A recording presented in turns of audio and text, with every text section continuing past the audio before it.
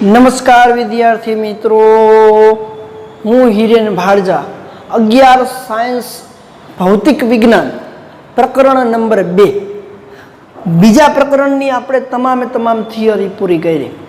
હવે આપણે આ ચેપ્ટરની અંદર બાકીના વધેલા ઉદાહરણના દાખલા અને સ્વાધ્યાયના દાખલાઓ જોવાના છે। તો આજે આપણે પ્રકરણ નંબર 2 માપન અને એકમ પદ્ધતિના આ 17મા લેક્ચરની અંદર ઉદાહરણના દાખલા જોવાના છે।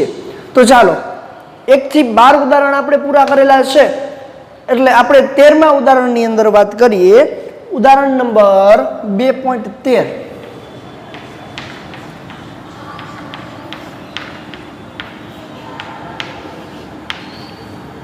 13મું ઉદાહરણ છે। શું કહે છે આપણે જોઈએ। કોઈ ઘનની બધી જ બાજુની માપેલ મૂલ્ય ઘન હોય એની 6 બાજુઓ હોય, એ 6 બાજુઓનું માપેલ મૂલ્ય આપણે આપ્યું છે 7.203 મીટર। ઘનની એક બાજુની લંબાઈ આપણને આપી છે, લંબાઈ L बराबर 7.203 मीटर है। योग्य सार्थक अंक सुधी घननु कुल पृष्ठ क्षेत्रफल तथा कद शोधो। हवे जो घननु कुल पृष्ठ क्षेत्रफल आपने शोधवानुं कीधुं छे, तो घन ने कुल 6 बाजुओ होय, एक बाजुनुं क्षेत्रफल L नो वर्ग होय, तो घननी कुल 6 बाजुओनुं कुल पृष्ठ क्षेत्रफल आपणे शोधवानुं कीधुं छे। तो आपणे पहेला वात करीए घननुं कुल पृष्ठ क्षेत्रफल। तो घननी कुल पृष्ठ क्षेत्रफल ने ए वडे दर्शावीए तो एनी कुल 6 बाजुओ होय, एक बाजुनुं L वर्ग होय, लंबाई गुणिया लंबाई, तो 6 बाजुओनुं 6 लंबाई गुणिया लंबाई थाय, माटे क्षेत्रफल ए बराबर 6 गुणिया कौंसनी अंदर 7.203 नो वर्ग। चलो केल्क्युलेटरनी अंदर आपणे गणतरी करीए तो 6 गुणिया 7.203 गुणिया 7.203 बराबर अपने मळे छे कुल पृष्ठफळ अथवा तो क्षेत्रफळ 311.299.254 मीटर नो स्क्वेर। पण आपने एवुं कीधुं छे सार्थक अंक ने ध्यान में राखी અને એનું મૂલ્ય મેળવવાનું છે। તો જુઓ, મૂળ જે કિંમત હતી એમાં સાર્થક અંક અહીંયા આપણે ગુણાકાર ભાગાકાર એવી વાત કરતા હોય તો કુલ સાર્થક અંકની સંખ્યાને ધ્યાનમાં રાખવાની છે નિયમ પ્રમાણે। તો જોવો જોઈએ 1 2 3 અને 4 સાર્થક અંક છે, તો અહીંયા પણ મળેલું જે કિંમત છે એને 4 સાર્થક અંક સુધી રાઉન્ડ ઓફ કરવી પડે। તો અહીંયા આપણે લખીએ કે અહીં આપેલ મૂલ્યને 4 सार्थक अंक सुधी 4 सार्थक अंक सुधी राउंड ऑफ करता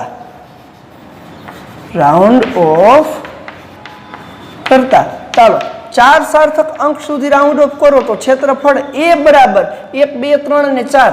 तो जो आ बधाने राउंड ऑफ करवा पड़े तो 9 छे ए 5 करता मोटी संख्या छे, ए आगळ 1 उमेरी अने त्यांथी बधा पड़ता मूकवाना। तो शुं थशे 311.2 मां 1 उमेरो तो 3 मीटर नो स्क्वेर। आ आपणो जवाब थशे क्षेत्रफल। बीजू आपने शुं कीधुं छे के आपेल घननुं कद शोधो। तो आपेल घननुं कद V बराबर L नो घन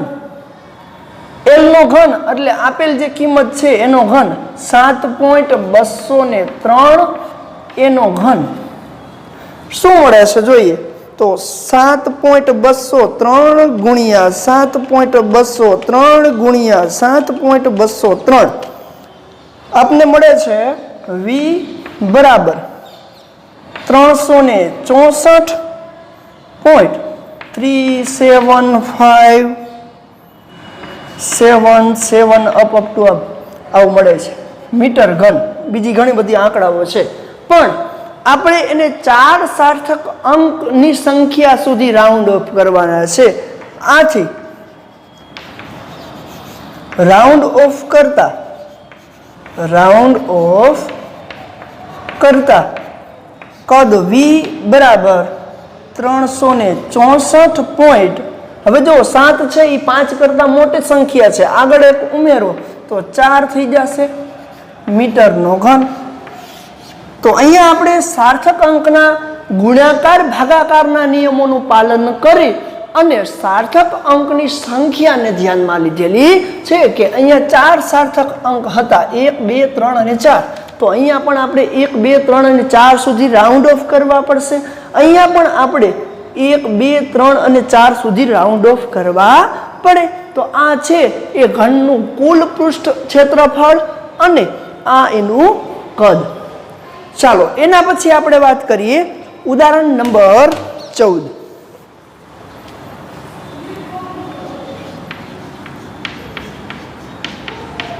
ઉદાહરણ નંબર 2.14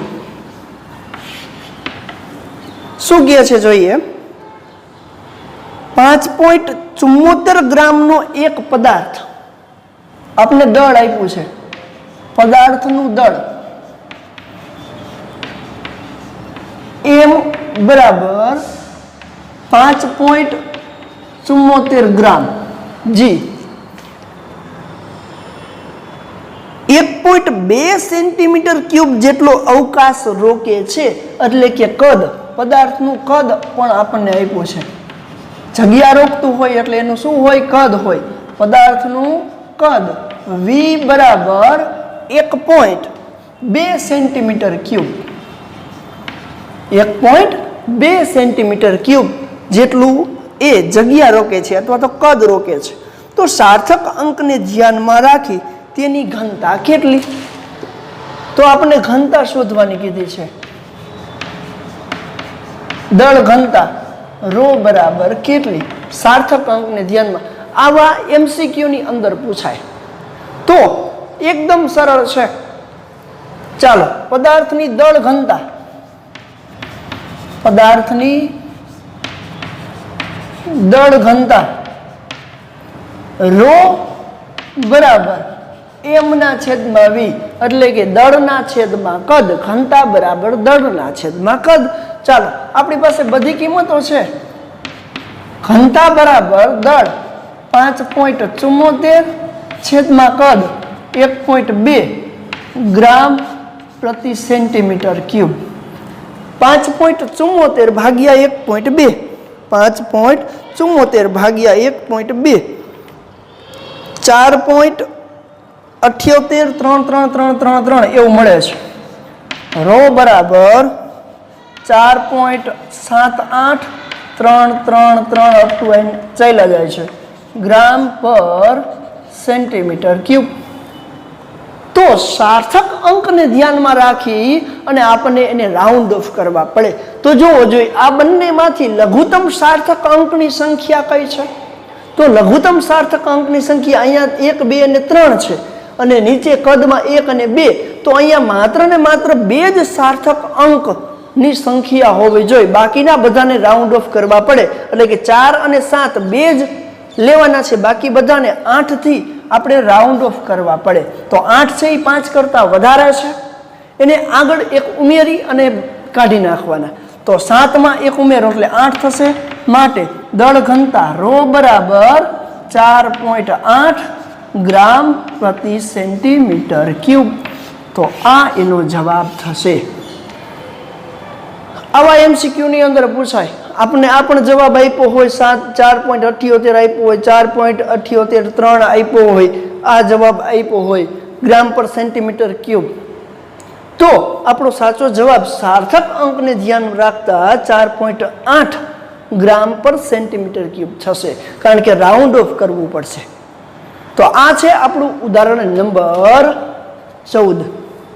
ચાલો 13 અને 14 ઉદાહરણનો સ્ક્રીનશોટ લેવો હોય તો લઈ લેજો.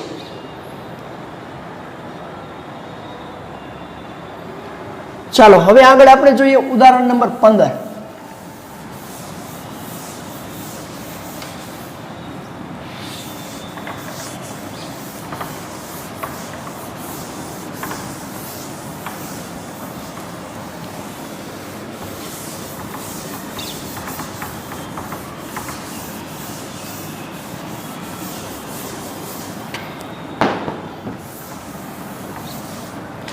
ચાલો ઉદાહરણ નંબર 15 શું કહે છે જોઈએ.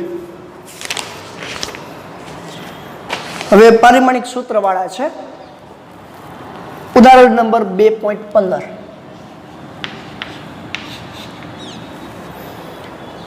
આપેલ સમીકરણ પારિમાણિક દ્રષ્ટિએ સાચું છે કે નહીં ચકાસો. સમીકરણ આપણને આપ્યું છે 1/mv² બરાબર mgh. આ સમીકરણ પારિમાણિક દ્રષ્ટિએ સાચું છે કે નહીં તે આપણને ચકાસવાનું કીધું છે, જ્યાં m બરાબર પદાર્થનું દળ, v બરાબર પદાર્થનો વેગ, g બરાબર ગુરુત્વ પ્રવેગ અને h એ ઊંચાઈ આપેલી છે.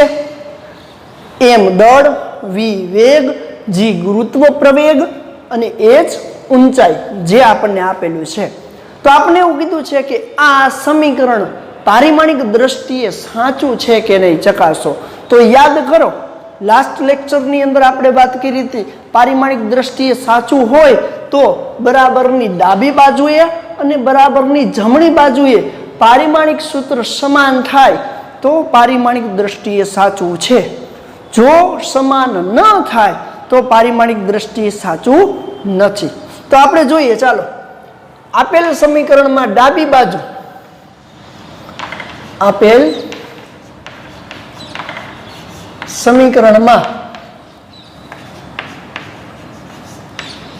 ડાબી બાજુ માટે પારિમાણિક સૂત્ર આપણે જોઈશે 1/mv².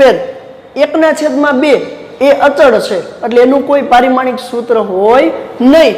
mv² નું પારિમાણિક સૂત્ર જોઈ છે તો એને હું આવી રીતે દર્શાવું, mv² નું પારિમાણિક સૂત્ર બરાબર m એટલે દળ છે તો દળનું પારિમાણિક સૂત્ર m1,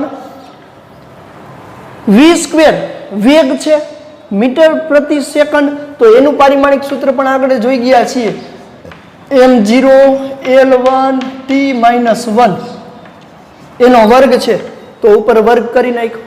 ચાલો તો m1 રેડી, m1 l નો વર્ગ એટલે l2, આનો વર્ગ એટલે 0 થઈ ગયો એટલે કે l2 t-2,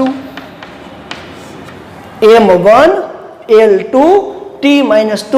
તો આપેલ સમીકરણમાં ડાબી બાજુનું પારિમાણિક સૂત્ર m1 l2 t-2, આ જે પારિમાણિક સૂત્ર મળ્યું છે એ ઉર્જાનું પારિમાણિક સૂત્ર છે, ઉષ્માનું પારિમાણિક સૂત્ર છે. રેડી. તો અહીંયા જે 1/mv² છે એ આગળ જતા તમને ખબર પડશે કે આ ગતિ ઉર્જા છે. તો આ ગતિ ઉર્જાનું પારિમાણિક સૂત્ર m1 l2 t-2 મળે છે. હવે સમીકરણની જમણી બાજુ માટે, સમીકરણની જમણી બાજુ, ચાલો સમીકરણની જમણી બાજુ માટે પારિમાણિક સૂત્ર આપણે લખવાનું છે mgh નું પારિમાણિક સૂત્ર. m એટલે દળનું પારિમાણિક સૂત્ર એટલે m1, g એટલે ગુરુત્વ પ્રવેગનું પારિમાણિક સૂત્ર, ગુરુત્વ પ્રવેગનું પારિમાણિક સૂત્ર પણ આપણે આગળ જોઈ ગયા છીએ એટલે કે m0 l1 t-2, m0 l1 t-2 એ ગુરુત્વ પ્રવેગનું પારિમાણિક સૂત્ર છે. h એટલે ઊંચાઈ, લંબાઈનું પરિમાણ છે l1. રેડી. તો ચાલો આ બધાને સંયુક્ત રીતે લખીએ તો શું થશે m1 L1 પ્લસ L1 એટલે L2 અને T-2 T-2 તો સમીકરણ 1 જોવો અને સમીકરણ 2 જોવો એટલે કે બરાબરની ડાબી બાજુનું પારિમાણિક સૂત્ર m1 L2 T-2 મળે છે અને બરાબરની જમણી બાજુનું પારિમાણિક સૂત્ર m1 L2 T-2 મળે છે એટલે કે આ જમણી બાજુ mgh છે ને mgh એ જે તે પદાર્થની સ્થિતિ ઊર્જા દર્શાવે છે 1/mv² ગતિ ઊર્જા દર્શાવે છે આગળ જતા તમે કાર્ય ઊર્જા પાવરની અંદર આ સમીકરણોનો ઉપયોગ કરશો તો અહીંયા આપણે વાત કરીએ m1 L2 T-2 જમણી બાજુ અને ડાબી બાજુ એ સમાન મળે છે તો આથી ડાબી બાજુ બરાબર જમણી બાજુ થતી હોવાથી આપેલ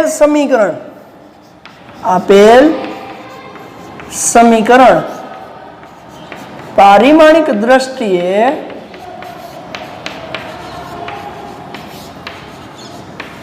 સાચું છે એકદમ સરળ હતું બરાબરની ડાબી બાજુના પારિમાણિક સૂત્રની આપણે વાત કરી બરાબરની જમણી બાજુના સૂત્રની વાત કરી જો બંને સમાન ન મળે તો આપણે શું કહીએ પારિમાણિક દ્રષ્ટિએ ખોટું છે અહીંયા આપણે બંને સમાન મળે છે એટલા માટે આ પારિમાણિક દ્રષ્ટિએ સાચું છે એવું કહી શકાય તો આ છે આપણું ઉદાહરણ નંબર 15 એકદમ સરળ છે ચાલો નેક્સ્ટ ઉદાહરણની આપણે વાત કરીએ ઉદાહરણ નંબર 16 આના જેવું જ છે ખાસ જોજો એમાં રહેલા 5 કિસ્સાઓ પૈકી 3 કિસ્સાઓ હું તમને કરાવીશ 2 કિસ્સાઓ તમારે હોમવર્કમાં કરવાના છે તો ચાલો જોઈએ ઉદાહરણ નંબર 16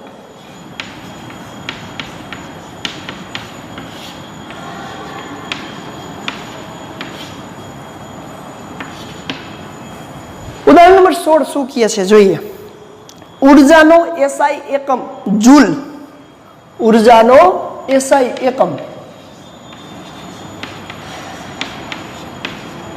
સિસ્ટમ ઇન્ટરનેશનલ SI એકમ જૂલ બરાબર કિલોગ્રામ મીટર સ્ક્વેર પર second square kilogram metre square પર સેકન્ડ સ્ક્વેર છે તે જ રીતે વેગ v માટે એટલે કે વેગ v નો એકમ મીટર પર સેકન્ડ છે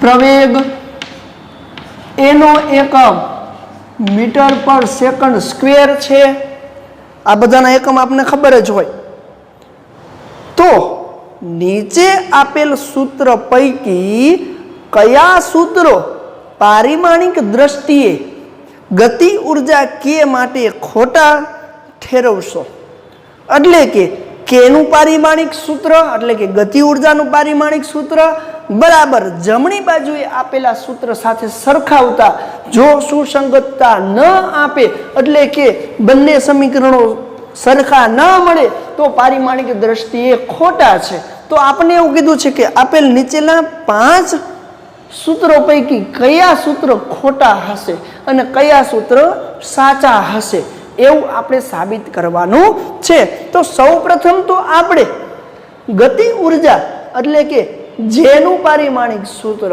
જૂલનું પારિમાણિક સૂત્ર કેનું પારિમાણિક સૂત્ર આપણે શોધવું પડે તો ચાલો પહેલા તો આપણે વાત કરીએ ગતિ ઊર્જાનું પારિમાણિક સૂત્ર ગતિ ઊર્જા કેનું પારિમાણિક સૂત્ર તો શોધો કે ન શોધો અહીંયા આપણે શોધેલું જ છે છતાં પણ આપણે એના એકમ પરથી શોધવાનો પ્રયત્ન કરીએ તો એના એકમ પરથી શોધવું હોય તો કિલોગ્રામ મીટર સ્ક્વેર પર સેકન્ડ સ્ક્વેરનું પારિમાણિક સૂત્ર તો જોવો જોઈએ કિલોગ્રામ એટલે દળનો એકમ છે જેને હું m1 કહું m1 મીટર સ્ક્વેર એટલે લંબાઈનો એકમ છે L2 અને સેકન્ડ ઇનવર્સ સ્ક્વેર એટલે T-2 -2 આ ગતિ ઉર્જા કે નું પારિમાણિક સૂત્ર થયું અને સમીકરણ નંબર 1 આપી આ ગતિ ઉર્જાના પારિમાણિક સૂત્ર સાથે આપણે આ બધા જ જેટલા સૂત્રો આપ્યા છે એને સરખાવવાના છે તો ચાલો પેલું સમીકરણ આપણને આપ્યું છે કે k બરાબર m² v ની ઘન એટલે કે v નો 3 ઘાત k બરાબર m² v ની 3 ઘાત k ગતિ ઉર્જા m દળ દર્શાવે છે અને v વેગ દર્શાવે છે તો k નું પારિમાણિક સૂત્ર આપણને ખબર છે સમીકરણ 1 જેવું મળે તો સાચું છે નહીતર ખોટું છે ચાલો સમીકરણની જમણી બાજુ પારિમાણિકનું સૂત્ર સમીકરણ a ની જમણી બાજુએ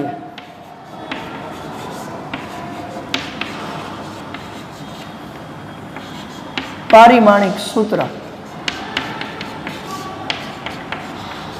હાલો જમણી બાજુનું પારિમાણિક સૂત્ર એટલે કે m² v³ નું પારિમાણિક સૂત્ર m એટલે દળ દર્શાવે છે દળનું પારિમાણિક સૂત્ર m2 વેગ નો ઘન એટલે વેગ એટલે m0 l1 t-1 એનો ઘન ચાલો શું થશે m2 l3 t-3 તો આ જે સમીકરણ આપણને મળે છે એ સમીકરણ એ આપણને કેવું મળે છે આના જેવું મળતું નથી સમીકરણ 2 તો જો સમીકરણ 1 ગતિ ઉર્જાનું પારિમાણિક સૂત્ર અને સમીકરણ 2 એ આનું પારિમાણિક સૂત્ર બંને સુસંગત નથી એટલે આ સમીકરણ એ ખોટું છે ગતિ ઉર્જાની સાપેક્ષે ખોટું છે એવું કહી શકાય રેડી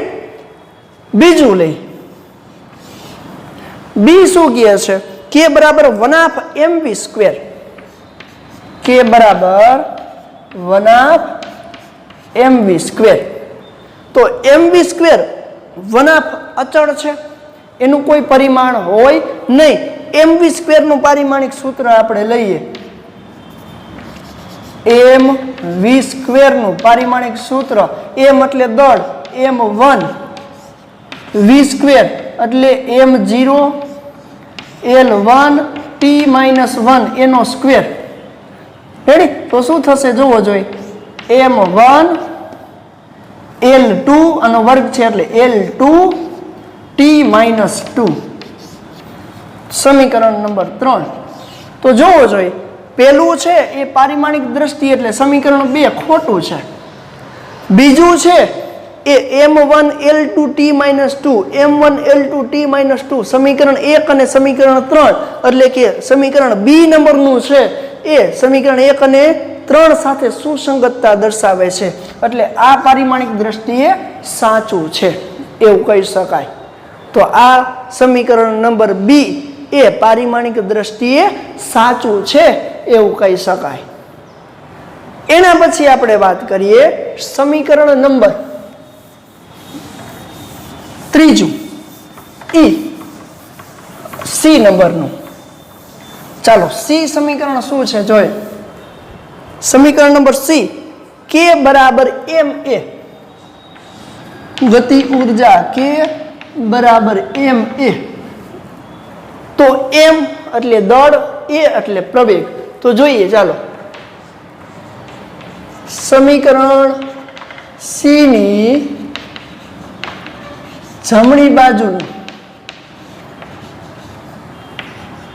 પારિમાણિક સૂત્ર પાસુ હાલો સી ની જમણી બાજુનું એમ એ નું પારિમાણિક સૂત્ર એમ એટલે દળ m1 એ એટલે પ્રવેગ પ્રવેગનું પારિમાણિક સૂત્ર m0 l1 t-2 મીટર પર સેકન્ડ સ્ક્વેર જેનો એકમ આપણે આપ્યો છે એના પરથી આપણે મેળવી શકીએ તો ચાલો શું પારિમાણિક સૂત્ર મળે m1 l1 t-2 આ સમીકરણ નંબર 4 તો જો સમીકરણ 1 અને 4 ને સરખાવવો જોઈએ સુસંગતતા દર્શાવે નહીં તો આ જે સમીકરણ 4 છે એટલે કે સી નંબરનું ત્રીજું સમીકરણ છે એ પણ પારિમાણિક દ્રષ્ટિએ ખોટું છે એવું આપણે સાબિત કરી શકીએ છીએ. ચાલો એના પછી સમીકરણ નંબર ડી સમીકરણ શું કહે છે કે બરાબર 3/16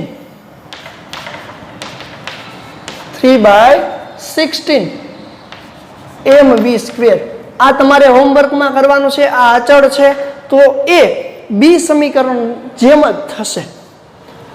પછી ઈ સમીકરણ આ હોમવર્કમાં કરવાનું છે. રેડી? ઈ સમીકરણ કે બરાબર 1/mv સ્ક્વેર કે બરાબર 1/mv square plus m into a. આ સમીકરણને પણ તમારે હોમવર્કથી કરવાનું છે.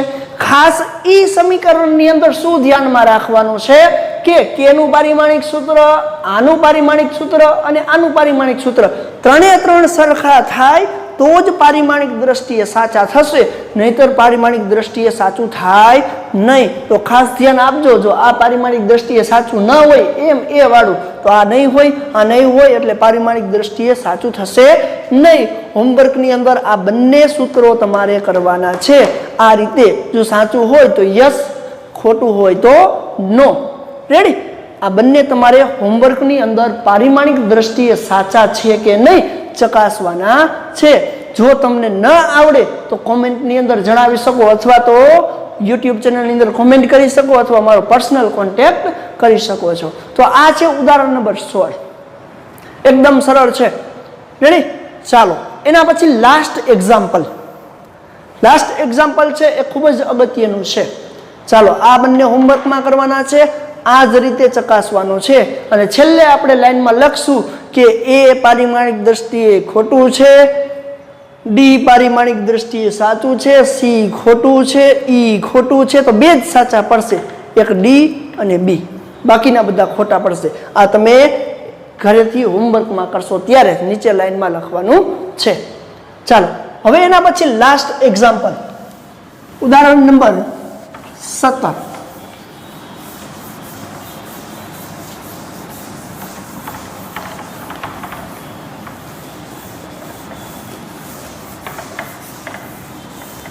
ખૂબ જ અગત્યનું ઉદાહરણ છે.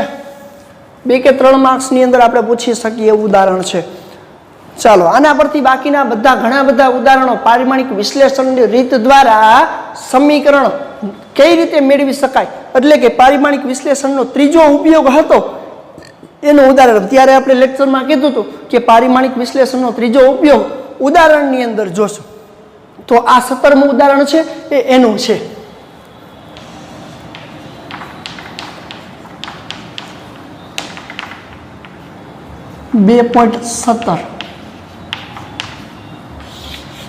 ખૂબ જ અગત્યનું ઉદાહરણ કહી શકાય. ચાલો જોઈએ.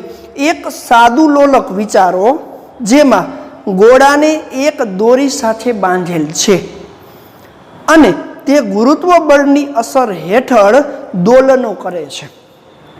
ધારો કે સાદા લોલકના દોલનોનો આવર્તકાળ તેની લંબાઈ L, ગોળાના દળ M અને ગુરુત્વ પ્રવેગ G પર આધારિત છે. તો પારિમાણની રીતનો ઉપયોગ કરી આવર્તકાળનું સૂત્ર મેળવો. હવે જો તમે લોલક ન જોયું હોય તો અહીંયા ધ્યાન આપો. જો કે બધાએ લોલક જોયેલું જ હોય. લોલક કોઈ એક દોરીની લંબાઈ L, ગુરુત્વ પ્રવેગ, ગુરુત્વ બળ mg સાથે એને નીચેની તરફ બળ લાગે આપણને ખબર છે. હવે એને અહીંથી આમ ખેંચી આમ મૂકવામાં આવે તો આમ દોલનો કરે.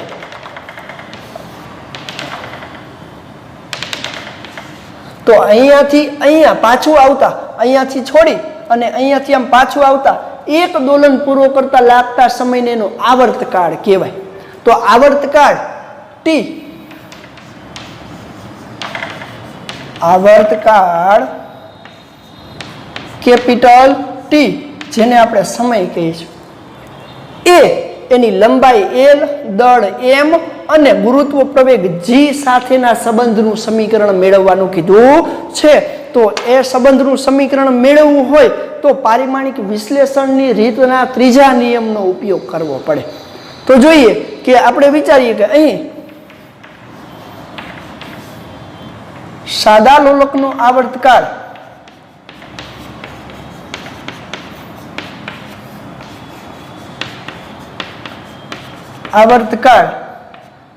એ દોરીની લંબાઈ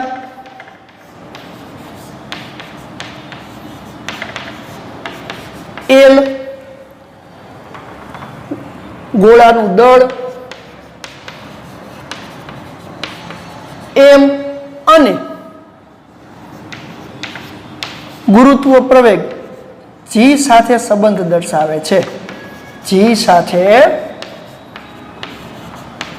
સંબંધ દર્શાવે છે.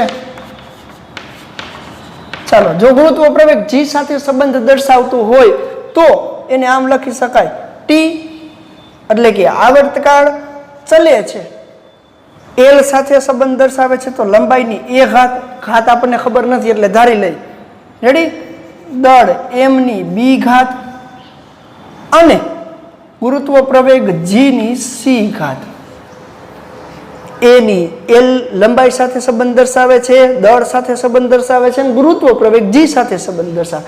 ચલની નિશાની આપણે છેલ્લે અત્યારે કાઢી નાખીએ તો ટી બરાબર ચલની નિશાની કાઢતા કે મૂકું કે એલની એ ઘાત એમની બી ઘાત અને જીની સી ઘાત કે જ્યાં કે બરાબર શું આપે છે? વળ અચળાંક. રેડી?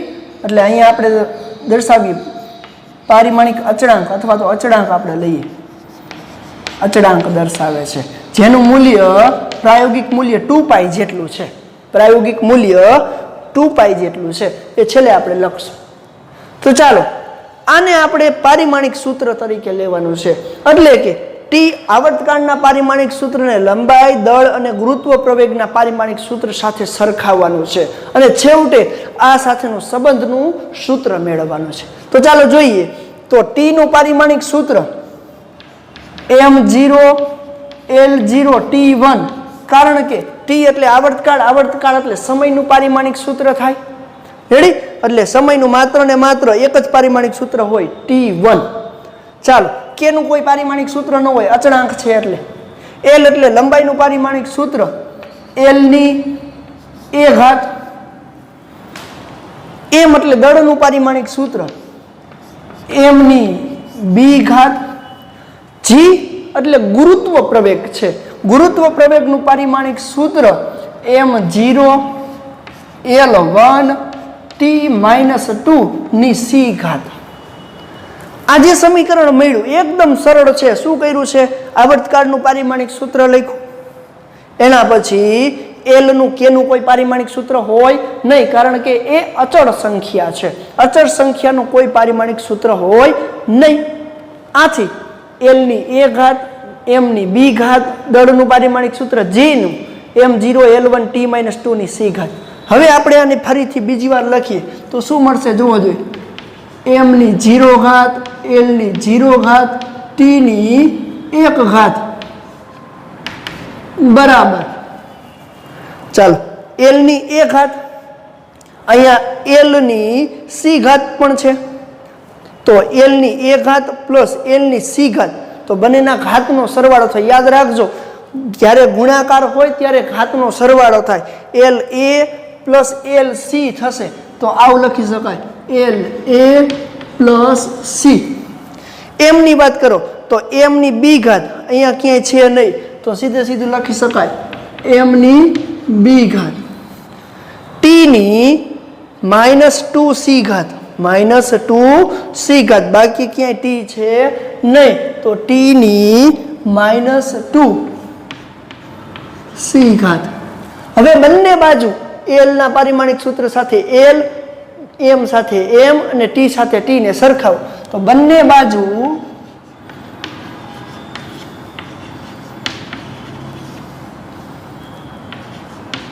પારિમાણિક સૂત્રની ઘાતને સરખાવતા હાલો પારિમાણિક સૂત્રની ઘાતને સરખાવશો તો એલ સાથે વાત કરો તો એલ ને વાત કરો a પ્લસ સી બરાબર 0 છે તો a પ્લસ સી બરાબર 0. હાલો બીજી બી તો બી બરાબર ઓલરેડી 0 છે બી બરાબર 0. ટી ની વાત કરો તો -2c બરાબર 1 -2c બરાબર 1. હવે એબીસી ની કિંમત મેળવવાની છે તો જોજો સી ને કરતા બનાવો તો -2 નીચે જાય માટે સી બરાબર -1/2. હાલો 1 ની કિંમત મળી ગઈ. સી ની કિંમત આમાં મૂકું તો શું થશે a plus -1/2 is equal to 0. ઓલી બાજુ જાય એટલે પ્લસ થઈ જશે તો a બરાબર 1/2. ચાલો a ની કિંમત મળી ગઈ b બરાબર 0 અને c બરાબર -1/2. a b અને c ની કિંમત આ સમીકરણ એક નામ આપી દો અથવા આને આપી દો નીચેનાને. સમીકરણ 1 માં મૂકો તો a b અને c ની કિંમત સમીકરણ 1 માં મૂકતા ચાલો સમીકરણ 1 માં કિંમત મૂકું તો t બરાબર k l ની a ઘાત એટલે 1/2 ઘાત l ની 1/2 ઘાત a ની જગ્યાએ 1/2 m ની b ઘાત તો m ની 0 ઘાત કોઈ પણ ની 0 ઘાત એટલે 1 તો એ નીકળી જ જવાનું છે. g ની c ઘાત g ની -1/2 ઘાત ફરીથી લખો તો t બરાબર l ની 1/2 એટલે l અંડરરૂટ k છે તો l ની 1/2 એટલે આવી રીતે લખાશે જો t બરાબર k અંડરરૂટમાં l a મતલબ 0 ઘાત એટલે 1 નીકળી ગયું. g ની -1/2 એટલે એને નીચે અંડરરૂટ g લખી શકાય. 1/2 પ્લસ કરવા હોય તો નીચે લઈ જાઓ એટલે √2 0 થઈ જાય એટલે અલ્ટિમેટલી આમ લખાય g k બરાબર √l ના છેદમાં g જ્યાં k બરાબર પ્રાયોગિક મૂલ્ય 2π છે તો t બરાબર 2π √l/g. પારિમાણિક વિશ્લેષણના ત્રીજા નિયમનો ઉપયોગ કર્યો કે જેની અંદર આપણે શું શોધ્યું છે તો કે અહીંયા આવર્તકાળનો એના દળ લંબાઈ અને જી. તો અહીંયા આ સૂત્ર પરથી શું કહી શકાય કે લોલકના આવર્તકાળનો એના દળ સાથે કોઈ સંબંધ નથી. તો લંબાઈના વર્ગમૂળના સમપ્રમાણમાં અને ગુરુત્વ પ્રવેગના વર્ગમૂળના વ્યસ્ત પ્રમાણ સાથે સંબંધ છે. આ સમીકરણ પણ આગળ તમે સાદા લોલકનું સમીકરણ પણ તમે આગળના ચેપ્ટર્સની અંદર તારવશો.